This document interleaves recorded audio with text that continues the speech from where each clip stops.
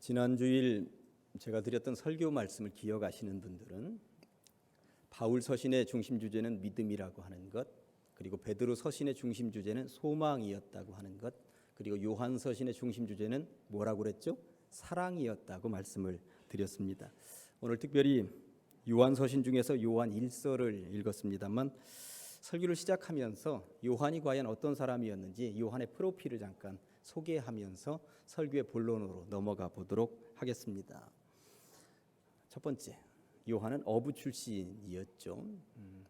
갈릴리 바다에서 물고기 잡다가 예수님의 부름을 받고 예수님의 제자가 되었습니다. 두 번째, 요한은 혼자만 부름받은 게 아니라 형제가 함께 부름을 받았습니다. 형제로 부름을 받은 또 다른 사람들이 있었죠. 베드로하고 안드레가 형제였는데 그들이 함께 부름을 받았고, 요한과 야고보가 형제였는데 형제가 예수님의 제자로 부름을 받았습니다. 세 번째, 요한에게는 별명이 있었어요. 우레의 아들이라는 별명이 있었습니다. 우레가 무엇입니까? 번개 천둥이 번쩍번쩍하면서 우르릉 쾅쾅 하는 것이 우레입니다. 왜 이런 별명이 주어졌을까? 성경에 쓰여져 있지는 않습니다만 혈기가 왕성한 그런 젊은 혈기를 가지고 살아간다는 의미도 있겠습니다만 뭔가 하나 하면은 똑 부러지게 한다는 그런 틀림없다는 인정을 받은 것은 아니겠는가 하는 생각을 해봅니다. 네 번째 특징은 요한과 야고보는 욕심이 좀 많은 사람이었습니다. 예수님이 예루살렘 성에 올라가서 왕이 되시면 한 명은 오른쪽에 한 명은 왼쪽에 우의정 좌의정 삼아 주십시오 할 때 자기들만 가서 예수님께 이 얘기를 한 것이 아니라 어머니를 대동하고 가서 청탁을 했었습니다. 그러니까 성경에 등장하는 치맛바람, 이게 요한과 요한의 어머니가 한 일이었습니다. 요한의 특징 다섯 번째, 예수님이 십자가에 달리셨을 때 제자들은 전부 다 뿔뿔이 흩어지고 도망갔습니다. 그런데 그 십자가 밑에 유일하게 한 명 남은 제자들 가운데 자존심 지키고 양심 지킨 유일한 제자 한 명이 요한이었다고 하는 것입니다. 굉장히 큰 의미가 있습니다. 또 여섯 번째, 요한은 혼자 돌아다니지 않았습니다. 나중에 선교할 때 베드로하고 단짝을 이루어서 돌아다녔습니다. 요한의 이름이 있는 곳에는 사도행전에 보면 주로 베드로의 이름이 함께 있음을 알 수 있죠. 그래서 둘이 단짝을 이루어서 돌아다녔다는 사실을 알 수가 있습니다. 일곱 번째, 요한은 예수님의 제자들 가운데 가장 장수한 제자입니다. 나머지 제자들은 전부 다 순교했습니다. 표현이 좀 죄송합니다만 목이 잘려서 죽고 불구덩이에서 죽고 십자가에 매달려 죽고 살껍질이 벗겨서 죽고 그렇게 순교를 당했는데 이 요한만은 90이 넘도록 오래오래 장수한 제자였습니다. 여덟 번째, 예수님의 직계 제자 가운데 성경책의 저자로 등록이 되어 있는 사람은 셋이죠. 셋. 마태가 마태복음 한 권을 썼고요. 지난주에 보셨던 것처럼 베드로가 베드로전서와 베드로후서, 그러니까 베드로가 두 권을 썼는데 요한은 몇 권? 5권을 썼습니다. 요한복음, 요한 1서, 2서, 3서, 그리고 요한계시록, 이렇게 예수님의 제자 가운데 가장 많은 분량의 책을 쓴 사람이 요한이다 하는 것. 아홉 번째, 요한복음을 읽어보면 요한이 자기 자신을 지칭할 때는 주님이 사랑하는 자라고 이렇게 지칭을 합니다. 요한이 그랬다 이렇게 하지 않고 주님이 사랑하시는 자가 이렇게 했다. 그러니까 주님이 사랑하시는 자는 자기라는 뜻이에요. 이 나쁜 말로 얘기하면 굉장히 교만한 것이고요. 긍정적으로 얘기하면 주님이 나를 얼마나 사랑하시는지 모른다는 자부심을 가지고 살고 있는 인물이었다고 하는 것을 알 수 있습니다. 저는 신앙생활을 하면서 신앙은 때로 이기적이어도 좋겠다 하는 생각을 해봅니다. 주님이 나를 얼마나 사랑하시는지 모른다. 특별히 나만 더 사랑하신다. 이런 자부심으로 살아갈 때에 뭔가 제대로 신앙생활을 하는 것이구나. 그래서 요한이 부럽다 하는 생각을 해보았습니다.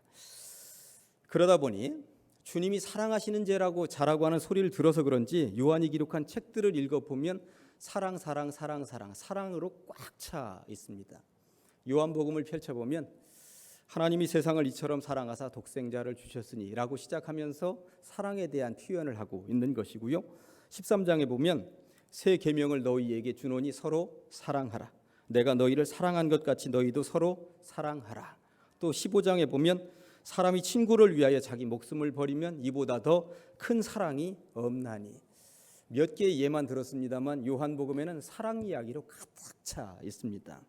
요한 1서도 마찬가지입니다. 4장을 보면 사랑하는 자들아 우리가 서로 사랑하자. 사랑은 하나님께 속한 것이니 사랑하는 자마다 하나님으로부터 나서 하나님을 알고 사랑하지 아니하는 자는 하나님을 알지 못하나니 이는 하나님은 사랑이심이라. 4장 16절에도 보면 하나님이 우리를 사랑하시는 사랑을 우리가 알고 믿었노니 하나님은 사랑이시라. 사랑 안에 거하는 자는 하나님 안에 거하고 하나님도 그의 안에 거하시느니라. 아멘. 한 문장 속에 사랑이라고 하는 말이 얼마나 많이 들어가 있습니까? 사랑을 받아보니 주님의 사랑이 이렇게도 크고 놀랍다고 하는 것을 한 문장 속에서 새록새록 다 담고 싶은 것인데, 제가 요한 1서에서 두 군데만 예를 들었습니다만 요한 1서에는 이런 사랑으로 꽉 차 있는 것입니다. 그 사랑 받은 것 어떻게든 전하고 싶고 어떻게든 나누고 싶고 남들에게도 그 사랑을 좀 체험하라고 얘기하고 싶은 것입니다. 그래서 요한이 쓴 책들을 보면 처음부터 끝까지 사랑 이야기로 꽉 차 있는 것입니다. 그런데 오늘 저는 요한 1서를 가지고 설교를 하면서 사랑 이야기를 하려고 하는 것은 아닙니다.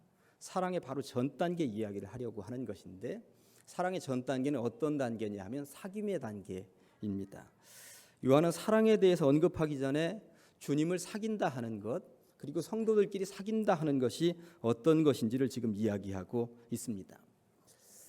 우리가 지금 교회를 다니는 사람들인데요, 교회를 한문으로 써보니까 이렇게 되어 있습니다. 자막에 보면 교회 보이시는지 모르겠습니다. 뒤에서 가르칠 교자에 모일 회자가 이게 교회입니다. 그러니까 주님의 말씀을 가르치는 곳이 교회이고 가르침을 받아서 배우는 곳이 교회라고, 그래서 교회가 가르칠 교 모일 회자로 되어져 있어서 한문어로는 교회인 것인데, 일부의 학자들은 여기에 동의하지 않습니다. 이 한문이 잘못되었다고 이야기를 하는 학자들이 있습니다. 성경적으로 교회는 그렇게 쓰일 수도 있지만 이렇게 쓰여야 된다고 말하는 학자들이 있는 것입니다. 교회입니다. 이 교자는 사귈 교자입니다. 그러니까 교회는 사귀기 위해서 모이는 곳이라고 주장을 하는 것이죠. 그런데 이 말도 틀린 말은 아니구나 하는 생각을 해보게 되고 저는 여기에 굉장히 동의를 합니다. 교회는 사귀는 곳입니다. 누구와 사귀는 곳이냐면, 첫째는 성도들 간에 서로 사귀는 곳이고요. 두 번째는 하나님과 사귀는 곳이다. 이곳이 바로 교회라고 하는 것입니다. 이것을 다른 말로 하면 성도들과 사귐은 수평적 교제인 것이고 하나님과의 사귐은 수직적 교제라고 하는 것입니다. 수평적 교제 그리고 수직적 교제가 합쳐서 십자가를 이루는 것이니까 이것은 틀림없는 이야기라고 할 수 있는 것이겠습니다. 이러한 것을 기본으로 해서 이제 오늘 본문을 가지고 두 가지 꼭지로 말씀을 살펴보도록 하겠습니다. 첫째, 성도들 간의 수평적인 사귐입니다. 본문 3절의 앞부분은 이렇게 쓰여져 있어요. 우리가 보고 들은 바를 너희에게도 전함은 너희로 우리와 사귐이 있게 하려 함이니. 이렇게 붓을 들어서 너희들에게 편지를 써보내고 있는 이유가 뭐냐면 이 편지를 받는 너희들하고 함께 제대로 한번 사귀어보고 싶다는 이야기를 요한이 하고 있는 것입니다. 사람 사귀어 보셨을 것입니다. 결혼한 분들은 그래도 사귀다가 결혼을 하지 않았겠습니까? 근데 사귀다라고 그러면 보통 남녀 간의 연애만을 보통 이야기하는데, 그래서 제가 국어사전을 좀 찾아보았습니다. 사귀다라는 말이 국어사전에는 뭐라고 나와 있는가? 어떤 사람이 다른 사람을 만나 가까운 사람으로 만들어가는 과정이 사귀다입니다. 그러니까 남녀 간에 만나는 것만이 사귐이 아니라 남남 간의 만남이나 여여 간의 만남도 사귈 수 있는 것이구나 하는 것을 국어사전을 통해서 볼 수가 있는 것입니다. 그러니 이 교회에서 서로 성도들 간에 사귄다 하는 것이 얼마나 소중한 것인가라고 하는 것입니다. 여러분들이 한 교회를 섬기면서 한 교회 성도라고 했으니 서로 간에 사귐이 있어야 된다라고 하는 것이죠. 주님 안에 잘 사귀시기를 간절히 축원합니다. 제가 인생을 살면서 보니까 잘 사귀는 사람들은 두 가지 특성을 가지고 있어요. 첫 번째 특성은 뭐냐면 이 말이 굉장히 따뜻합니다. 그 사람 말이 따뜻한 사람 옆에는 어떻게든 사람이 꼬이게 되어 있어요. 그 사람 말 한마디가 우리를 푸근하게 하는 것입니다. 따스한 말 한마디가 그 사람과의 사귐을 깊게 할 수도 있고요. 차가운 말 한마디가 그 사람과의 사귐을 아예 끊어버릴 수도 있는 것입니다. 세계 제2차 세계대전이 열리고 독일은 유대인들을 아예 이 지구 땅덩어리에서 없애버릴 생각을 가지고 있었죠. 인종 청소를 시작한 것입니다. 유럽에 전 세계에 흩어져 있었던 모든 유대인들이 붙잡혀가게 되었고 아우슈비츠 수용소에 감금되고 많은 사람들이 가스실로 들어가서 죽는 상황이었습니다. 어떤 여성 한 명이 그 수용소에서 부모도 잃고 그리고 남동생도 잃었습니다. 이 여인이 독일군에 의해 붙잡혔을 때 나이가 15살이었어요. 모든 가족들이 이유도 없이 붙잡혀서 기차칸에 올라탔는데 이 기차에 앉아있는 사람은 아무도 없습니다. 얼마나 밀려서 사람들을 태웠는지 정신이 하나도 없습니다. 기차가 출발하고 정신을 가다듬어서 아래를 쳐다보았더니 이 남동생 맨발인 거예요. 그 추운 겨울에 맨발인 거예요. 신발을 어디다 흘렸는지 모르고 있는 상황이었습니다. 남동생에게 화를 버럭 냈습니다. 너는 왜 이렇게 칠칠 맞아가지고 신발 하나도 못 챙긴단 말이냐. 그렇게 화를 버럭 냈는데 이렇게 동생에게 해준 말이 마지막 말이 될 줄이야 그 여인이 알았겠습니까? 불행하게도 동생은 그 수용소에서 살아 돌아오지 못했습니다. 그녀는 수용소를 나오면서 이렇게 결심을 했습니다. 무슨 말을 하든지 그 말이 내 인생의 마지막 말이라는 마음으로 하자. 저는 이 글을 읽으면서 그렇구나. 어떤 사람을 만나든지 내가 이 사람에게 해줄 수 있는 마지막 말이라면 험한 말, 못된 말, 나쁜 말을 해줄 수 있겠습니까? 긍정적이고 지지하고 아름다운 말, 복된 말, 축복하는 말밖에 더 하겠습니까? 내가 이 사람과 대화할 때 지금 하는 이 말이 마지막 말이라고 생각을 하고 한번 해보면 이 말이 얼마나 따스할까 하는 생각을 해본 거예요. 작년 12월에 개봉이 되어서 올 상반기까지 정말 많은 사람들이 본 영화가 있습니다. 국제시장이라고 하는 영화입니다. 한국전쟁과 관련된 이야기가 앞부분에 나오는데 흥남부두에서 피난민들이 미국 배를 타기 위하여서 뒤에는 폭탄이 터지고 그 눈보라가 휘몰아치는데 바닷가로 밀려듭니다. 그때 어떤 소년 하나가 어린 여동생 손을 잡고 그 눈보라 속에 달려오는데 여동생이 계속 칭얼대고 잘 따라잡지 못하죠. 그때 오빠가 한마디 합니다. 야, 이 지지배야, 우리가 소풍 가는 줄 알아? 내 손 꼭 붙잡으라니까 하면서 소리 한번 질렀는데 그게 그 아이와 그 여동생과의 마지막 말이 될 줄을 어떻게 알았겠습니까? 지금 우리가 상대방에게 하는 말이 내 생에 있어서 그이에게 해주는 마지막 말이라고 하는 생각을 가지고 한다면, 그렇게 늘 축복스러운 말을 하면서 살아간다면 얼마나 좋을까요? 사람은 태어나서 죽을 때까지 정말 수없이 많은 말을 합니다. 어느 학자에 의하면 500만 마디 정도 말을 한다고 하는 것이에요. 그런데 그 말에는, 모든 말에는 온도가 있다고 이야기를 합니다. 내가 평소에 내뱉는 말의 온도는 어느 정도일까요? 어떤 사람이 내뱉는 말은 정말 차갑습니다. 나를 얼어붙게 하는 말이 있습니다. 그런데 혹여 내가 누군가에게 내뱉는 그 말이 그 사람을 얼어붙게 하는 말이라면 그 온도는 영하의 말이라고 할 수 있을 것입니다. 글로 쓴 것은 지울 수 있습니다. 삭제하면 됩니다. 그러나 말은 지울 수가 없다는 것입니다. 제대로 잘 사귀려면 온도부터 따스하게 하지 않으면 안 된다고 하는 것이죠. 늘 따스한 말 하시면서 성도들끼리 잘 사귀어 보시기를 간절히 축원합니다. 잘 사귀는 사람은 둘째 보니까 내 거 잘 챙기지 않습니다. 어떻게 합니까? 배려하고 남들 건 먼저 챙기는 거죠. 상대방을 먼저 생각을 하는 것입니다. 1773년 영국 웨인스케이트라고 하는 작은 시골 마을에 침례교회가 하나 있었는데요. 이 교회에서 40여 년 동안 존 파우센 목사님이 시무를 좀 하셨어요. 교회가 워낙 작다 보니까 생활비도 넉넉하게 드릴 수 없어서 늘 그렇게 힘겹게 살았는데, 이 글을 좀 잘 쓰실 수가 있어서 글을 쓰면서 또 책을 만들어 내면서 근근히 생활을 하시는 목사님 가정이었습니다. 그런데 어느 해인가 런던 대도시의 큰 교회에서 청빙이 들어온 거예요.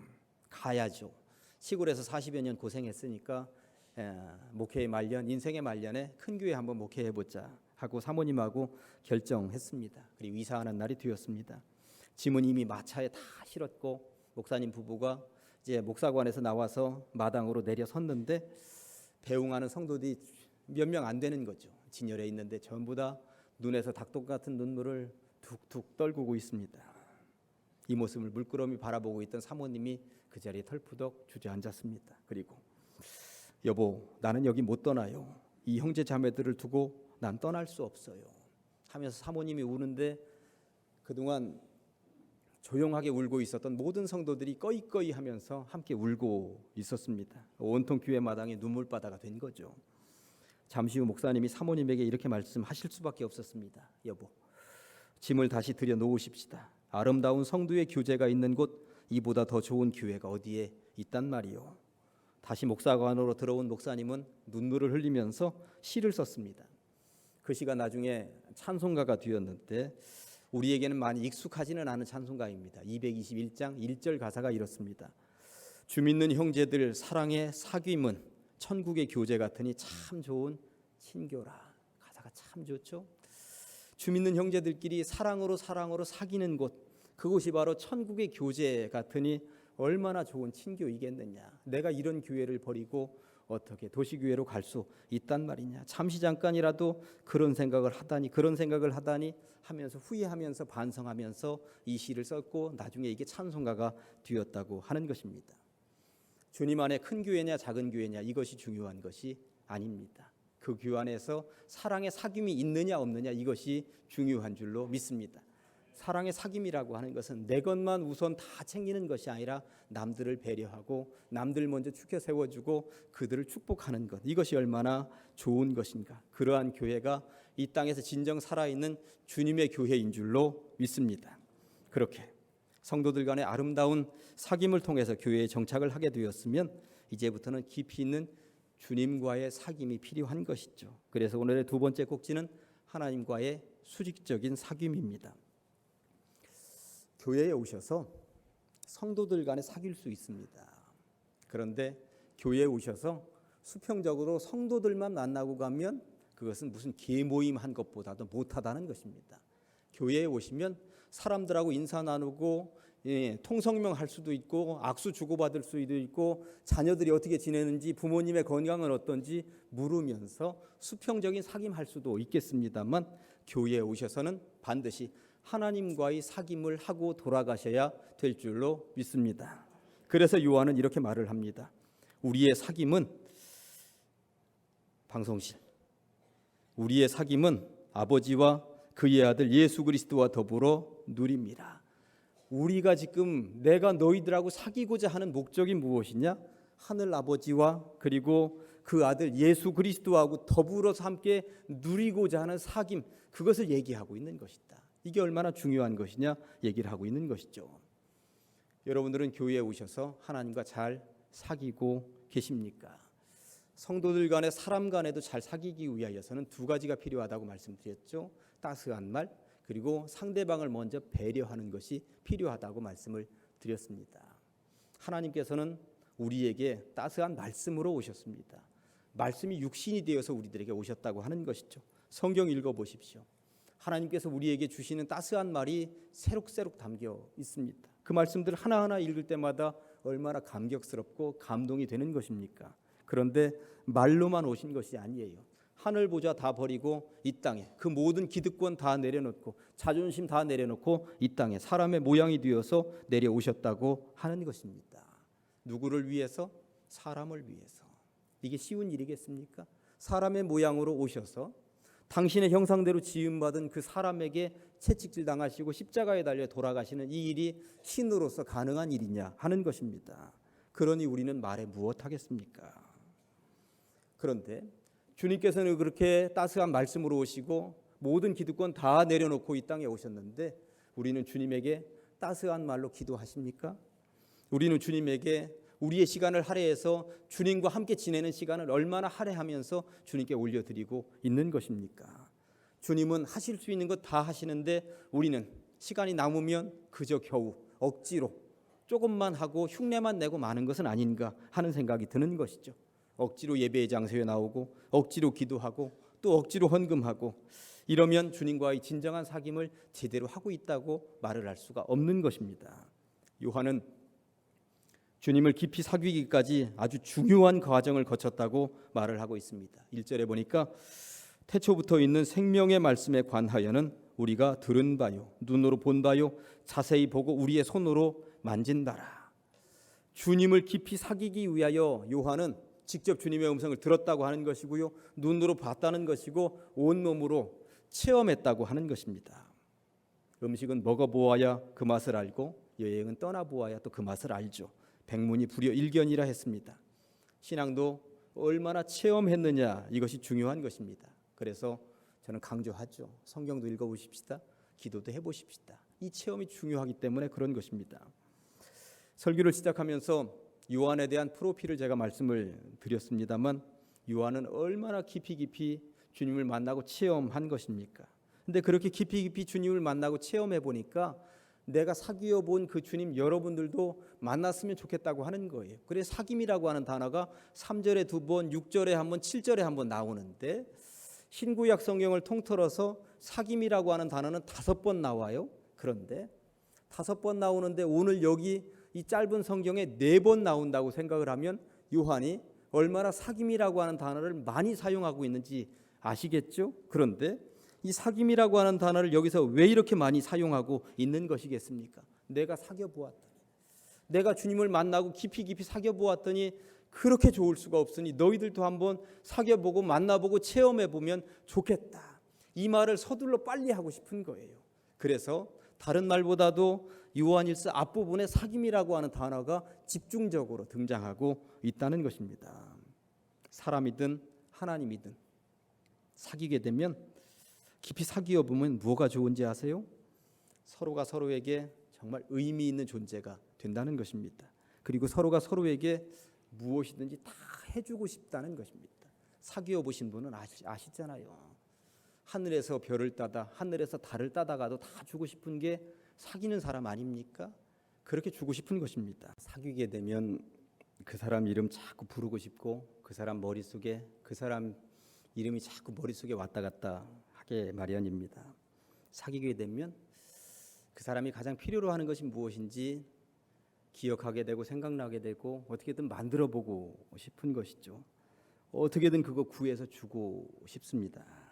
연애를 하는 젊은이들 보면 아까도 말씀드렸습니다만 하늘에서 별을 따다, 하늘에서 달을 따다, 이거라도 다 주고 싶은 거예요. 사귀어 보면 그렇습니다. 하물며 하나님께서 우리와 사귐이 있는 만남을 하시면서 왜 아니 주고 싶으시겠습니까?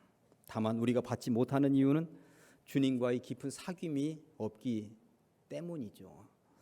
주님과 깊이 사귀어 보시기를, 그리하여 우리에게 필요한 것들을 주님께서 알아주시기를, 그리하여 사랑으로 주님으로부터 온갖 선물을 다 받아 누리시기를 주님의 이름으로 간절히 축원합니다. 기도하시겠습니다. 하나님 아버지, 감사합니다. 오늘 이 아침에 사랑의 사람 사도 요한이 기록한 말씀을 통하여 사귐에 대하여 생각해 보게 하시니 감사합니다. 성도들끼리 잘 사귀게 하여 주시옵소서. 따스한 말 한마디와 때로 손해를 보더라도 다른 성도를 우선 배려하는 자세로 살게 하여 주시옵소서. 무엇보다도 하나님과 잘 사귀는 성도들 되게 하여 주시옵소서. 그리하여 우리는 하나님의 마음을 알게 하시고 하나님께서도 우리의 마음을 잘 알아 우리에게 필요한 것을 기꺼이 선물처럼 내어주시는 하늘의 신령한 복을 받아 누리게 하여 주시옵소서. 예수님의 이름으로 기도합니다.